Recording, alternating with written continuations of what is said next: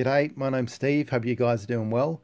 With me today is the Ozito cordless chain and blade sharpener. Let's go ahead and see what comes with the box, and then we'll do a test on my parents' 10-year-old Stihl chainsaw. Contained within the box is the cordless chain and blade sharpener, the instruction manual, a 240 volt charging adapter and USB cable.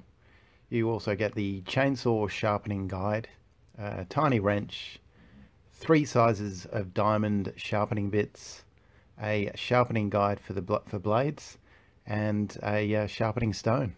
Prior to using the sharpener for the first time, we conducted a couple of tests on 2 pieces of wood just to show how dull the chain was. As you can see, the chainsaw's been well used. Now normally what we do would be to either purchase a new chain, or we'd use the hand sharpener that we've got, which I find a little bit cumbersome.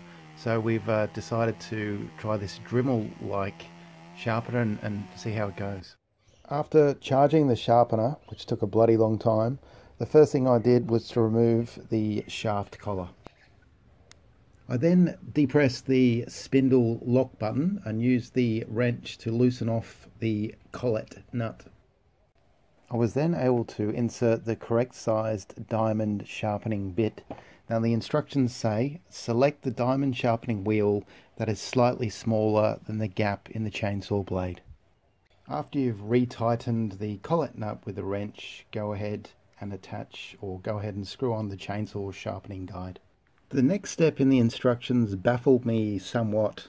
It says here, before using the chainsaw sharpening guide, the adjustable height must be repositioned to correctly contact the sharpening edge. And there's a few steps you need to follow. Basically, I had no idea what to do here, so I simply loosened the screw and just opened up the chainsaw guide as much as I could, and it seemed to work okay in the end.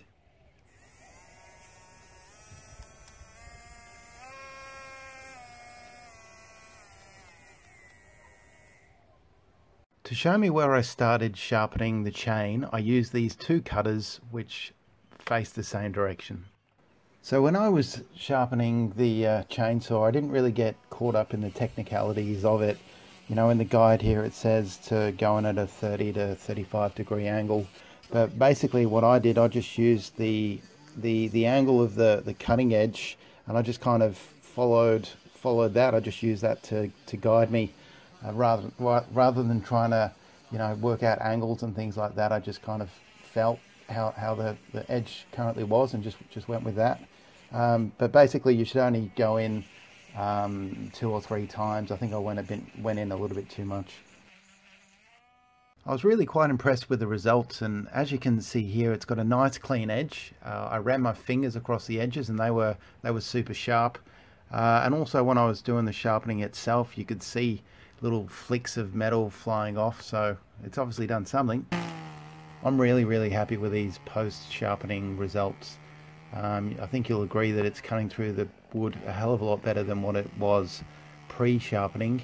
Now of course it's not going to be as good as a brand new chain, but who wants to buy a brand new chain every time it's blunt? Many thanks for watching. Have a good one. Cheers, Steve.